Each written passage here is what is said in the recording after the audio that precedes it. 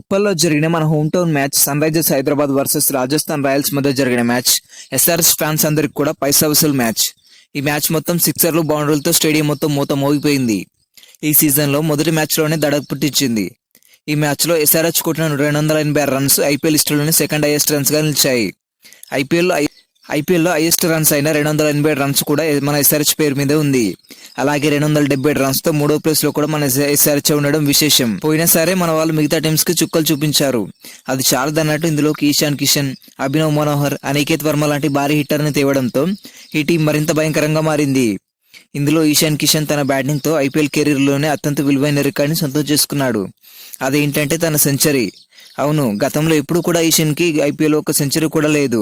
SRH తరపున చేసిన ఈ సెంచరీ అతనికి ఐపీఎల్ లో మొట్టమొదటి సెంచరీ. ఇలా మొదటి మ్యాచ్ లోనే సెంచరీ చేయడం ఇటు ఈశాన్ కిషన్ కి అటు ఎస్ఆర్హెచ్ కి శుభ పరిణామంగా చెప్పవచ్చు. అలాగే అతను ఏ బౌలర్ కూడా అవుట్ చేయలేకపోయాడు. ఈశాన్ కిషన్ కంటే ముందు ఎస్ఆర్హెచ్ స్కోర్ బోర్డు ను పరుగులెత్తించింది మాత్రం ట్రావిస్ హెడ్. అతడు కొట్టిన సునామీ ఇన్నింగ్స్ కు పవర్ ప్లేలోనే భారీ స్కోర్ లభించింది. అలాగే ఎస్ఆర్హెచ్ కొట్టిన స్కోర్ ని ప్రొటెక్ట్ చేయడంలో ఆడమ్ జాంపా అలాగే హర్షల్ పటేల్ కీలకంగా మారారు. ఇక ఈ మ్యాచ్ హైలైట్ చూసుకున్నట్లయితే ఇందులో టాస్ గెలిచిన రాజస్థాన్ రాయల్స్ మొదట బౌలింగ్ చేయడాన్ని ఎంచుకుంది. బహుశా అదే రాజస్థాన్ చేసిన తప్పేమో. మన వాళ్ళు చేసింగ్ కంటే మొదట బ్యాటింగ్ చేస్తేనే ఫియర్లెస్ గా దంచుకొడతారు. పోయినసారి లాగే ఈసారి కూడా మన స్టార్ ఓపెనర్స్ అయిన Abhishek Sharma and Travis head బరిలోకి దిగారు. ఎస్ఆర్హెచ్ కు మెయిన్ బలం వాళ్ళ ఓపెనర్సే. అలాంటి వాళ్ళు ఎలా కొడతారో తెలిసింది. అనుకున్నట్టుగానే వాళ్ళు ఎక్సలెంట్ స్టార్ట్ అయితే అందించారు. మొదటి ఓవర్ నుంచే వీళ్ళిద్దరూ కూడా నువ్వా నేనా అన్నట్టుగా ఆడుతున్నారు. అభిషేక్ శర్మ కొద్దిసేపు ఉన్నా సరే ఆడినంతసేపు 200 స్ట్రైక్ రేట్ తో తర్వాతగా కొన్ని ఇంపార్టెంట్ రన్స్ ని చాలా స్పీడ్ గా కొట్టేసి వెళ్తాడు. ఇందులో కూడా అలానే జరిగింది. 11 బంతుల్లో 24 పరుగులు చేసి మహేష్ తీక్షణ బౌలింగ్ లో అవుట్ అయ్యాడు. ఇక అప్పుడే మొదలైంది అసలైన ఆట. వన్ డౌన్ లో వచ్చిన ఈశాన్ కిషన్ అలాగే ట్రావిస్ హెడ్లు కలిసి ప్రతి ఓవర్లో 15 కంటే ఎక్కువ పరుగులు ఇచ్చేస్తూ పవర్ ప్లే ముగిసేసరికి 94 పరుగులు చేశారు. ముఖ్యంగా ఆర్చర్ బౌలింగ్ లో ట్రావిస్ హెడ్ ఒక సిక్సరు ఇంకా 4 బౌండరీలతో ఒకే ఓవర్లో 22 పరుగులు చేశాడు. ఈ దెబ్బతో కేవలం 21 బంతుల్లోనే ట్రావిస్ హెడ్ కి హాఫ్ సెంచరీ కంప్లీట్ అయింది. ఇలా ఈశాన్ కిషన్ ట్రావిస్ హెడ్లు కలిసి పరుగుల వరద పారించి ఇక 10వ ఓవర్లో అప్పటి వరకు అందరికీ తలనొప్పిగా మారిన హెడ్ ని తుషార దేశపాండే అవుట్ చేశాడు. ట్రావిస్ హెడ్ 3 సిక్స్లు 9 బౌండరీలతో కేవలం 31 బంతుల్లోనే 67 పరుగులు చేశాడు. ఇక నంబర్ 4 లో వచ్చిన లోకల్ బాయ్ నితీష్ కుమార్ రెడ్డి తనదైన స్టైల్లో బ్యాటింగ్ చేస్తూ బౌండరీలు బాదుతున్నాడు. మరోపక్క ఈశాన్ కిషన్ తన మొదటి హాఫ్ సెంచరీని కూడా కంప్లీట్ చేసుకున్నాడు. ఈశాన్ కిషన్ కి మంచి సపోర్ట్ ఇస్తూ రన్ రేట్ తగ్గకుండా ఆడిన నితీష్ కుమార్ రెడ్డి 15 బంతులు 30 పరుగులు చేసి మళ్లీ తీక్షణ బౌలింగ్ లో అవుట్ అయ్యాడు.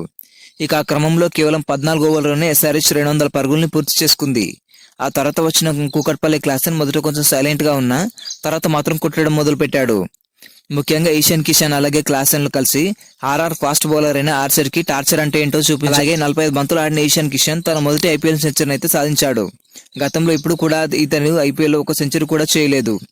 ఇతని సెంచరీని కావ్యమారన్ కూడా బాగా ఎంజాయ్ చేసింది. మరోపక్క క్లాసన్ 14 బంతులు 34 పరుగులు చేసి సందీప్ శర్మ బౌలింగ్ లో అవుట్ అయ్యాడు.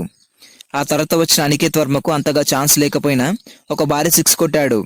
అలాగే మరో 6 కొట్టే ప్రయత్నంలో అవుట్ అయ్యాడు. అలాగే అభినవ్ మనోహర్ కూడా చివరి ఓవర్లో భారీ 6 కొట్టబోయి అవుట్ అయ్యాడు. ఇలా ఇన్నింగ్స్ ముగిసేసరికి ఎస్ఆర్హెచ్ 286 పరుగులు చేసింది.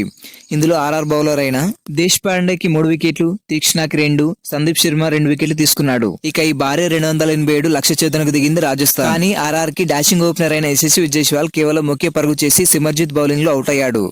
ఆ తర్వాత వచ్చిన కెప్టెన్ రియాన్ పరాగ్ కూడా కేవలం 2 బంతుల్లో 4 పరుగులు చేసి మళ్లీ సిమర్జిత్ బౌలింగ్ లో అవుట్ అయ్యాడు. ఇలా 2 ఓవర్లకే 2 వికెట్లు కోల్పోయింది. అయినా కూడా సంజు మాత్రం రన్ రేట్ తగ్గకుండా టీంను ముందుకు తీసుకెళ్తున్నాడు.